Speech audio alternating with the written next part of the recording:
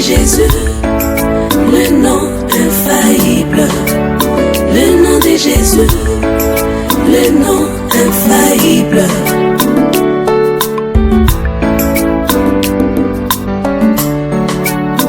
Maman m'aime ton nom, tu peux faillir. Papa m'aime ton nom, tu peux faillir. Même le nom des prophètes peut faillir. Le nom d'Abraham peut faillir. Le nom de ton oncle peut faillir.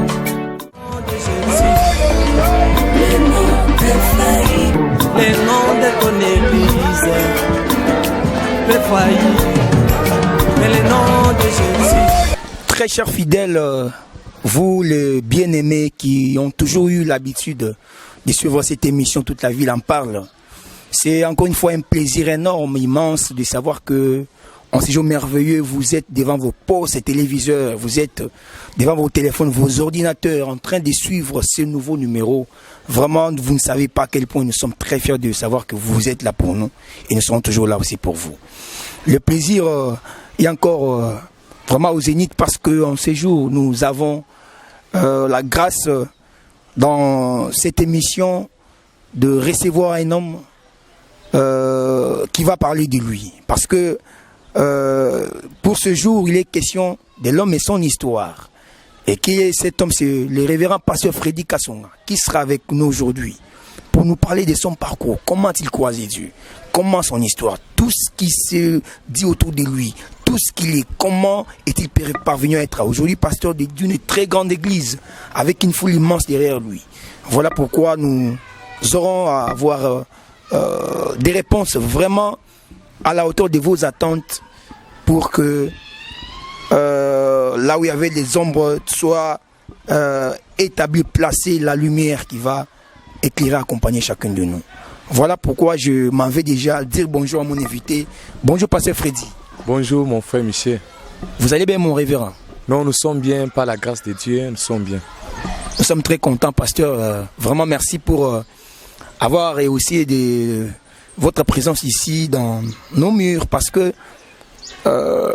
il était question aujourd'hui de parler de l'homme et son histoire.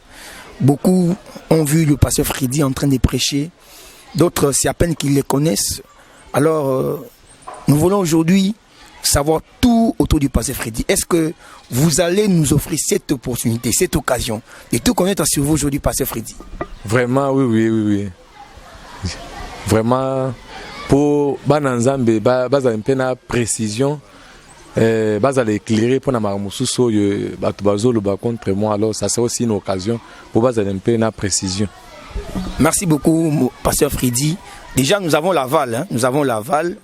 J'ai pas oublié à la présentation c'est le frère Michel Muntu. Déjà le pasteur Freddy, il nous a fait la promesse de nous parler à cœur ouvert, surtout ce qui est arrivé dans son parcours pour qu'aujourd'hui il soit ce qu'il est, un homme au travers de qui le peuple de Dieu est béni, le peuple de Dieu reçoit des solutions à ses problèmes. Alors, révérend pasteur Freddy, pouvez-vous nous parler de vous? C'est qui d'autres, en fait, vous voyez, certains vous appellent l'homme des défis, d'autres pasteur Freddy, d'autres boule de feu, mais tout ça n'est pas réellement le pasteur Freddy. Nous voulons aujourd'hui savoir qui est pasteur Freddy. Vraiment, pasteur Freddy, azana histoire, vraiment histoire mounen. Vraiment des beaux hommes n'ont pas avant naza pasteur, azana histoire mounen parce que na outi d'abord na famille, papa nangai kombo na ye Sylvain Tiona, maman Louise. Alors na outi na famille chrétienne. Alors naza pena histoire moko terrible, histoire moko vraiment sur boyoki beaucoup de maté. Alors ce que je suis aujourd'hui, c'est la grâce de Dieu. Vraiment, c'est ça. En tout cas, merci beaucoup pasteur. Nous vous signalons que nous serons bilingues dans cette émission. Tokoloba Lingala, nous parlerons français et tout ça pour que tous à l'ambiance malamou dans cette émission et qu'on permette à peine à bandeko nyonso toutes les couches bah comprendre parce que le pasteur Freddy c'est un homme qui est tellement suivi, alors il faut donner la chance à tout le monde bailler bah réellement Nanyazali bah comprendre tout ce qui serait dans cette émission. Pasteur Freddy au bimika kaboité au kumi mukolo. Vous avez un parcours vous avez moi nati au comment mukolo nous a boyé. Est-ce que toko yeba comment est-ce que enfance na uzalaki comment est-ce que au colis aux alaki l'enfance nini aussi toko yeba vraiment tant nazaki moi no muke bien enfance na ngai nazokola vraiment na bandolinga makamwanza makasi mais mon père il est vraiment zaki na plan programme il faut natanga makasi natanga vraiment na ba université na ba école ya cher mais vraiment ngai vraiment zamba bandolanga akulandanga partout ko coincer ngai malgré bon des fois pe na kimi penda ko moko nazola na église des fois na kimi lisusuye ça veut dire père a souffert makasi pas souffrir makasi pour nanga ça veut dire ngai na koli lokola bana nyonso nde bakola ate ça veut dire na koli vraiment différent parce que bana muso bakoli à l'aise mais nga na koli vraiment déjà na appel déjà na zaman moké déjà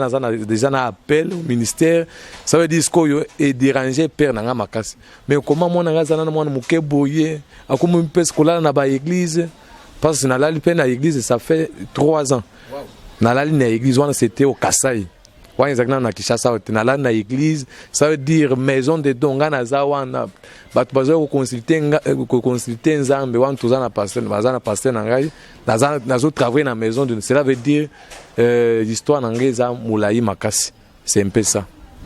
En tout cas nous constatons que le pasteur Freddy, il y a tellement de la matière que c'est parce que l'histoire elle est tellement abondante, l'histoire est à Mozindo Mingi.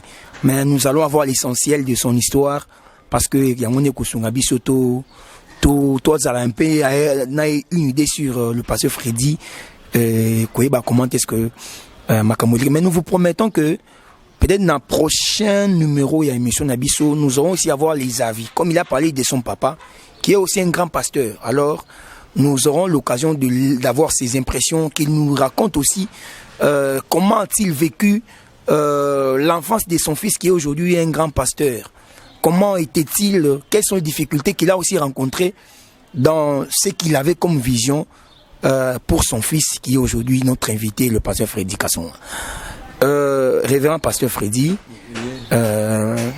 au lobby ndenge enfance na yo toyoki mingi que en fait vous avez plus passé ata mingi bina bomwana na l'église, c'est quand même étonnant que au monde mwana mongo boye qu'il a des parents responsables mais il va passer 3 ans dans l'église, c'est quand même impressionnant. 3 ans les aka 3 ans ça veut dire 3 ans les aka il y a souffrance, il y a ozola dans l'église. Mais à part 3 ans, ça veut dire ma vie est à kola dans l'église. Mon fille n'a rien à kola dans l'église. Vraiment, yango et le bando tout ça père makasi. Mon père a mon que menga bazo bien ngai responsabilité parce que t'ala Freddy Moussa les aka kola dans l'église, kota mana kida, kokita komata. Vraiment c'est ça. Ça veut dire vie nanga mobimba zaka kola na ba église, kola vraiment na église, c'est ça ma vie. Vraiment si chacun de nous pouvait avoir la grâce, ya ko ba o lobby ezali, peut-être passer peut-être ko ba te là parce que on peut s'imaginer comment est-ce que papa azaki ko tungi sama mais lui il ne savait pas que les loyo il aura une fierté d'avoir un enfant qui les défend. Aujourd'hui, c'est une fierté d'avoir un enfant comme Freddy Kasongo. Aujourd'hui, il peut passer partout. Aujourd'hui, c'est une fierté. Mais pendant ces temps-là, Isaki, vraiment, et c'est mingi vraiment koyo karango. Et ça nous permet déjà de chercher à savoir parce que Freddy, comment vous avez maintenant rencontré Dieu? À quel moment vous avez compris que réellement vous aviez une mission que Dieu vous avait confiée à À quel moment vous avez compris que vous étiez choisi pour servir Dieu? Vraiment, merci beaucoup pour la question, parce que c'est une question clé. Parce que le batebele, bazo sala makele les belé. Makele les belé na façon le bazo le makam à propos. Non, passer Freddy on toye bien. Ou yebelinga wapi. Vraiment. Tu n'as pas honte. Ah, tu m'as non boyebeli wapi. Na tu n'es non que soit zo ya yebinga wan. Yo yebinga wapi. Yebeli wapi. Ah. Mouneza non, tu peux passer Freddy. Ou yebinga wapi. Voilà. Ça veut dire déjà à partir déjà il y a tant à 14 ans. Dans 14 ans déjà, c'est là où Dieu a confirmé mon ministère. Ça veut dire Nzambe a le belingai. A le belingai oza déjà dans Moussala, la zone dans Moussala Katinayo. La zone on a placé ministère. Wana zaki na Kasai, wana za Kinshasa. Wana Nzambe déjà que je te vois déjà à Kinshasa. Wow. La zone déjà na Kinshasa. Au moment qui na na Kananga. On déjà ensemble a confirmé déjà en même moment déjà naza déjà na appel au ministère. Alors ndé na kutana nzambe pesinga ba directive alors nazo reconnaître pe mon pasteur qui m'avait baptisé révérend pasteur Thiab Grégoire, c'est à travers lui aussi où vraiment na ibi makambo ebele. Vraiment c'est lui d'abord qui m'a baptisé. Nazo reconnaître mais nazo reconnaître ba mususu wana te. Voilà. Wanza makele la pamba. Voilà. Ba mususu wana bala sata photo, bazo tchanga na mal. Vraiment, je reconnais seulement le pasteur Thiab Grégoire qui m'a baptisé. Alors c'est à travers lui où vraiment nakutana Nzambe. Nzambe a confirmé, Nzambe a ibsenga ozana musala moko mais je ne te vois pas ici au Kasai. Je te vois, Nakin. C'est ça. Vraiment, nous saluons de loin le révérend Grégoire Chaba. Vous êtes vraiment un homme très important dans la vie du pasteur Freddy, comme il l'a dit. Parce qu'il est là, hein, beaucoup s'accaparer paternité à pasteur Freddy parce qu'ils l'ont vu réussir. Parce que s'il avait échoué, c'est tout le monde qui allait renier la responsabilité. Mais parce qu'il est bon aujourd'hui, c'est tout le monde s'est fait passer pour son mentor. Tout le monde veut parler en bien. Peut-être pour commis ses pieds sa main. Nous avons aujourd'hui la grâce, il y a une vraie version. Enfin, je sais pas si ça n'a pas été que non. Voilà. Mon père, pour ça, ça pasteur. Ah oui. Nabimi na ministère n'a été. Voilà. Parce que père a pasteur. Voilà.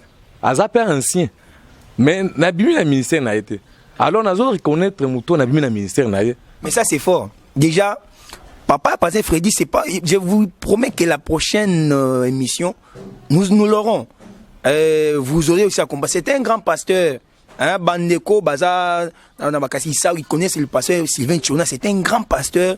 Mais il est tellement clair, il est tellement ouvert à l'objet, il n'est même pas sorti dans le ministère Papa Naï. Il a reconnu la personne au travers de qui il est passé pour Komaelo. C'est quelqu'un qui l'a guidé, quelqu'un qui l'a orienté. Comme un mentor, il est reconnu, il cite même son nom. Alors voilà, en tout cas, ces numéros, ils ont clore des bagnons qui se font. Oh, Freddy, on a baptisé, oh, Freddy, moi, oh.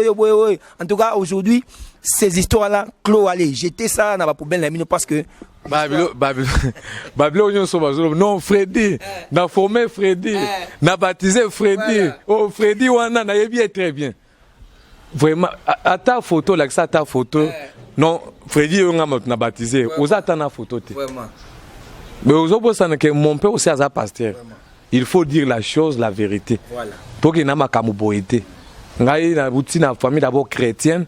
D'abord, on a un message. Voilà. Ça veut dire, je suis né dans les messages, voilà. Grandi dans les messages. Voilà. Déjà, mon père propre, déjà pasteur dans l'église. Voilà. Mais, déplacement autant on a loin qui cap na ke kanang déplacement na ke okutana nzambe wana église mususu yewo eza ya perte à travers musala nzambe moko. Maintenant mon père pour passer pour nani na koloba non, c'est mon père qui m'a baptisé, voilà. C'est mon père qui m'a formé. Mais pour nazo reconnaître parce qu'il faut dire la vérité. Voilà. Et nous dirons que la vérité dans cette émission, nous n'avons pas besoin de passer outre la vérité. Nous la dirons même si elle fera mal. Mais nous sommes fait le devoir de dire la vérité, rien que la vérité, parce que Dieu est dans la vérité. Dieu n'est pas dans le mensonge. Vraiment, Pasteur Freddy, merci beaucoup. Vous ne savez pas à quel point cette émission elle est vraiment riche en révélation, riche en vérité, et riche en lumière. Hein? Cette intervention vient placer la lumière partout où il y avait des ténèbres sous forme de mensonges. Et ça nous permet d'avancer. Pasteur Freddy, dans tout ce que vous avez connu, pendant tout votre parcours, pour Nayo, qu'est-ce qui représente Frère Branham na makambu ya nzambe oyebi? C'est quoi Frère Branham pour Nayo Azanani? Frère Branham pour Nangai, c'est un prophète de Dieu, voilà. Un prophète de l'âge. Voilà. Moussa Danzam, que Dieu aussi le bénisse là où il est. Vraiment, parce que c'est à travers lui aujourd'hui, Toza Tokomimbouy. Voilà. À travers Nzambe Naye. De l'autre, Toza Boalo, pour moi, William Branham, c'est un prophète de Dieu. Nazo respecté. Voilà, il est important que tu évoques, parce que si aujourd'hui, on peut parler du message, c'est Frère Branham. Frère Branham, il est né sur le mentor de l'âge. Hein, c'est lui le mentor de l'âge. Tous les ministres, tous les prédicateurs, ils ont connu Dieu dans le Frère Branham. C'est bien parce que M. Souba, comment adorer Frère Branham, comment s'embellir. Yango ebang c'est pas tu misusu. Yango ne totuni mutuna wana. Po on est to kanisa ki benyo c'est Frère Branham azanza menanga. Oh Frère Branham azanza menanga to kanisa ki. Mutunyo so azo adorer Frère Branham. Azo kindeli felo. Voilà. Mutunyo so azo adorer Frère Branham. D'abord so ozu baptême na komba Frère Branham et ça baptême adultère. Ça veut dire yo na passé na yo bokindeli felo. Frère Branham azanza mbete. Frère Branham, c'est un prophète de Dieu. C'est ça. Merci beaucoup, Pasteur Freddy. Nabandeko qui sont en train de nous suivre de partout. Et je vous informe que nous ne serons pas seulement sur YouTube, nous avons notre chaîne partenaire, la RTVH. Alors, cette émission sera aussi diffusée sur la RTVH, qui est notre chaîne partenaire, toujours pour le bonheur et la joie de tous les enfants de Dieu. Déjà, je m'en vais d'avance. Vous souhaitez des meilleures conditions télévisuelles, vous tous qui nous suivront sur la RTVH, qui est notre chaîne partenaire. Alors nous évoluons. Vous comprendre comment est-ce que le pasteur Freddy, il a connu ma difficulté, ma souffrance, tous ces moments pour commencer qu'il est aujourd'hui. Est-ce que pasteur Freddy, vous avez, dans tout ce que vous avez connu, vous avez un témoignage, le plus, en fait, un événement qui vous a plus marqué dans votre vie? Il est marquant vraiment quasi. Un très bon souvenir aux Anango, la vie de Mouvima. Vous en avez, si vous l'avez, donnez-nous. Vraiment, Eza, parce que ce qu'on m'a makamonza mabando ipsanga kal. Na mona où s'accomplir. Et ça souvenir est bien, parce que na moni makambo ebele onza mabando ipsanga kala. Wanta nazo kola, ta nazaki mwana muke. Une grande église, je te vois diriger, je te vois. Alors, là, on a un accomplissement. Vraiment, mon souvenir, mon accomplissement.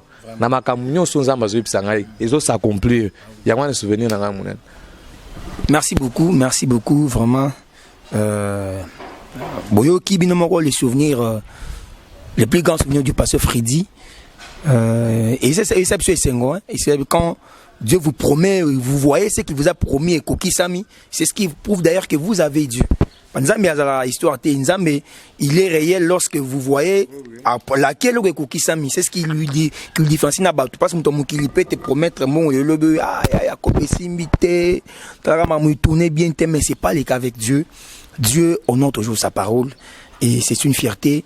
Et les mauvais souvenirs, vous en avez aujourd'hui aussi, pasteur? Un mauvais souvenir? Bah, mauvais souvenir, vraiment, Eza est belé. Mauvais ébélé. Ouais, Eza est belé et tombé. C'est pour tout le monde, ça coûte ça, on pose. Oui, bah, mauvais souvenir est tombé. Mon ago,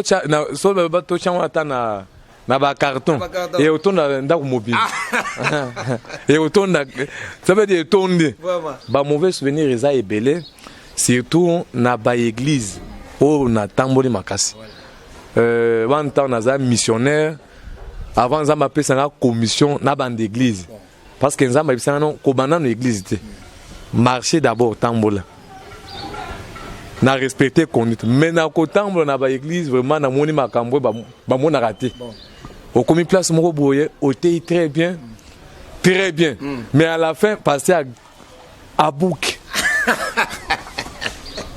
hein oté très bien on répétait message ça veut dire oté très bien mais passer bien pas à détruire soit à luki moi eloko moko ba na nzambe ba ina yo ça veut dire ba mauvais souvenir eza ebele au commis place mususu pasteur nga commissionno akoma père spirituel na ngai est-ce que nga na ina mission mususu mauvais souvenir ya ngwana dans ko moni que non moi noyo oli a choisir nga été bitumba bandi balamoko non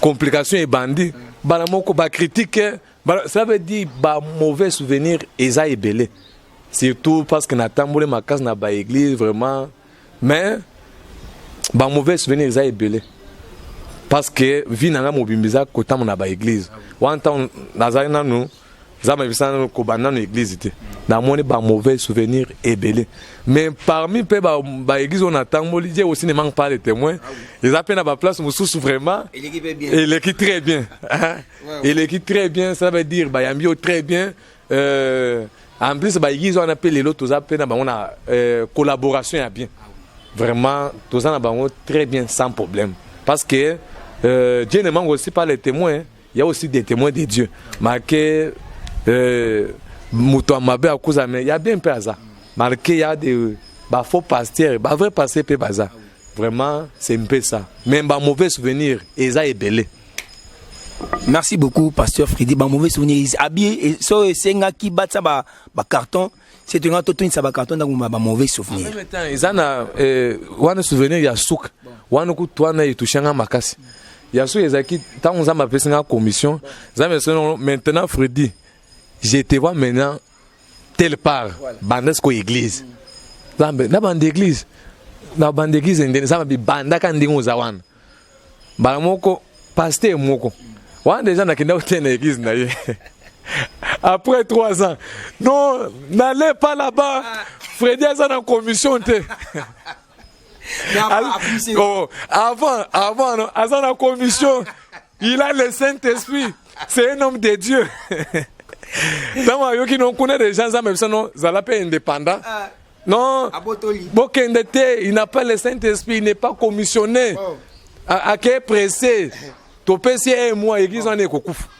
Après ça, un mois. Mais les lots église. Vraiment. Et vendit. Les lots église, Dieu a appelé ses enfants vraiment. Sans effort.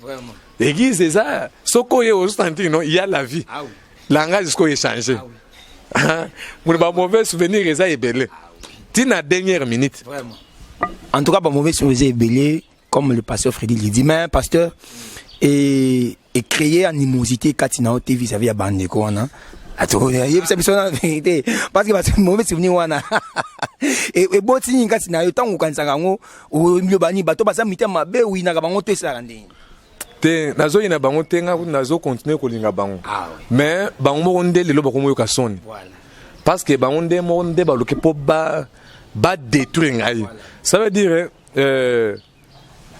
ba détruire na façon que ba détruire ba baby c'est d'abord ba ndolo ba baby c'est influence na ba ko quitter alors ba luki manière non alors en tant que Moussa Nzambe na ko ina bango te nazo continuer ko linga bango mais bango moko nyonso en langage échangé déjà langage échangé c'est ça vraiment merci beaucoup pasteur Freddy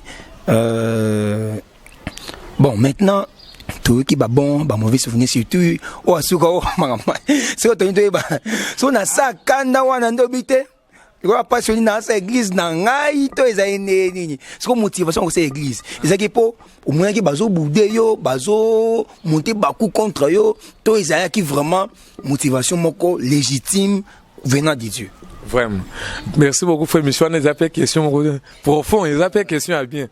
Question on a vraiment pour on a confondre l'église. Et d'abord ils ont une volonté dans ngamo côté parce que ngamo d'abord on a fond l'église était. Parce que nous avons travaillé avec des hommes de Dieu, nous avons travaillé à Bango, par-ci par-là, dans un missionnaire. Alors, nous avons fondé l'église. Vraiment, c'est la est-ce que nous avons Bango, nous avons attention au fond de l'église. Nous avons attention à la tête. Nous avons attention à la postérité. Mais nous avons coincé à un niveau terrible. Parce que nous avons dit que non, il faut d'abord missionnaire. Mais nous avons après qu'on travaille en tant que missionnaire, nous avons placé dans le centre-ville. Alors, tant nous avons coquille, Dieu m'a parlé. Ils ont un message, et puis même un moyen secondaire, mais même tant un message, et puis moi-même d'abord, Dieu m'a parlé aussi.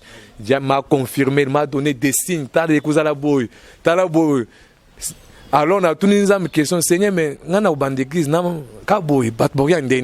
en même temps, déjà, moment on a déjà besoin de détruire l'influence partout. Non, beaucoup d'été, d'abord, c'est un célibataire. Beaucoup d'été. Alors,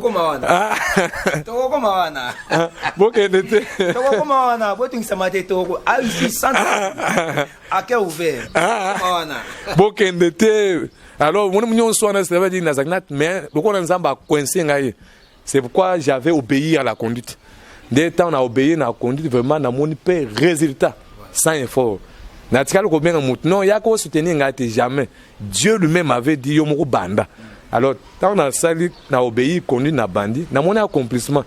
Les longs ans, bengi banaye, par-ci, par-là. Ça veut dire, on a bengi banaye dans tous les 4 coins de cette ville. C'est ça. Alors, n'a pas d'église. Ça veut dire l'église n'a pas la volonté, mais c'était pas la commission que le Seigneur m'a donnée.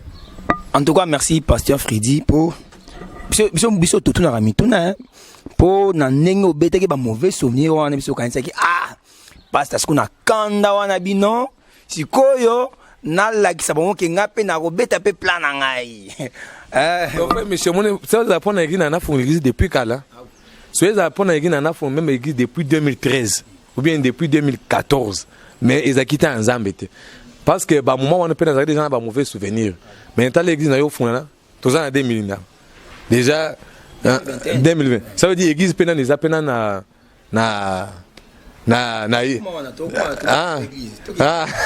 mon église pena ne humanité mais il y a la vie l'église est telle église est vendue zamba bengi bana ça veut dire son bande d'église kana bande d'église na volonté na ngamo 2013 mais na zaki patient na zoze la volonté ensemble c'est ça.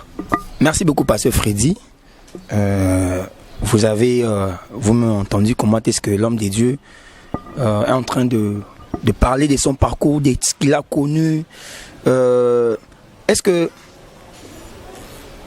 pasteur Freddy, laissons-nous nous tirer tant au moni bazo tant tout ce que vous avez connu au travers basé en Zambie. Au moni peut-être monsieur bazo bibi c'est influence na yo, monsieur bazo ça la maram tout ça. Quelles leçons vous avez tirées au comprenant qu'il dans tout ce qui s'est passé? Pour nga bando sala nga publicité hein. Moi pour nga tant bazo sanyon so na bazo ça veut dire bazo sala publicité na ngai. Ozo lokozo détruire influence na nga ozo sala publicité na ngai. Tant ozo cela veut dire non, oibi Freddy wana Freddy asali boy. Siko mutu ana yebingate. Awuluka yebake Freddy wana azalaka wapi.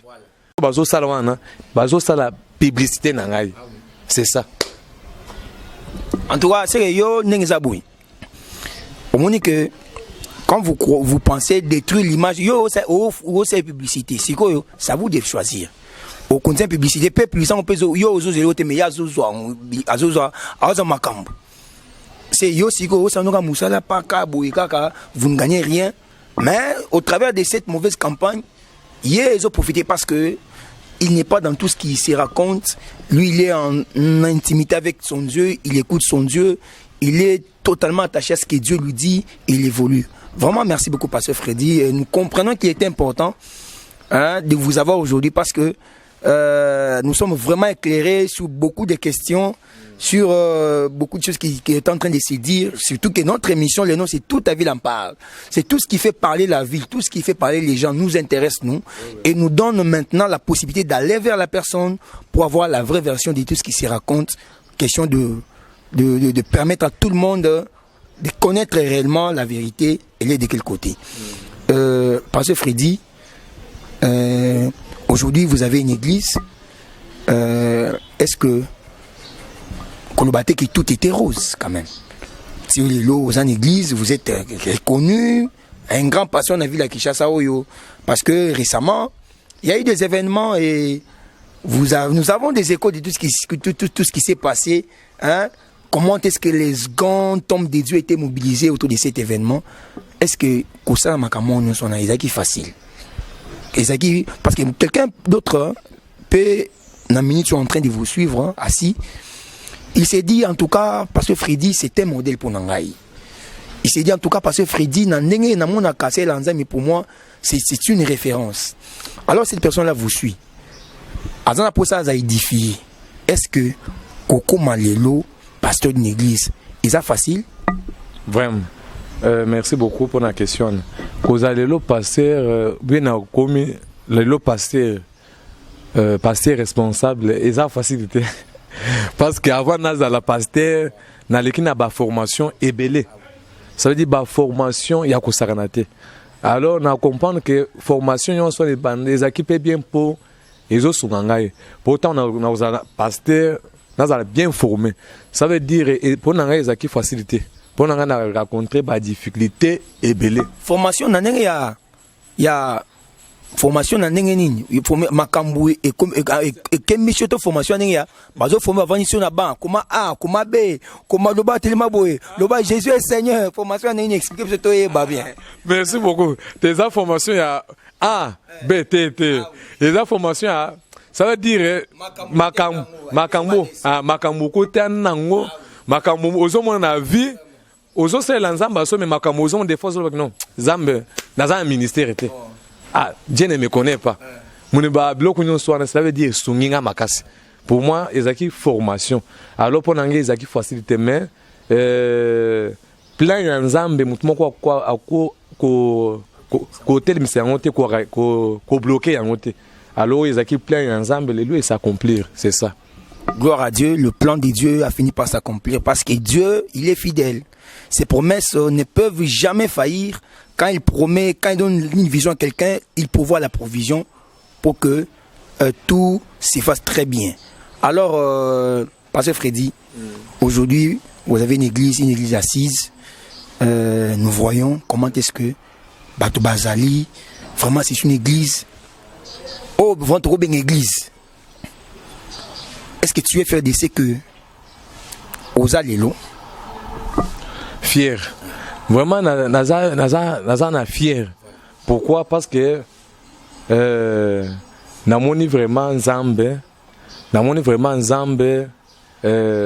azo se manifester, nazo mona vraiment Nzambe, azo tenir ma promesse naie.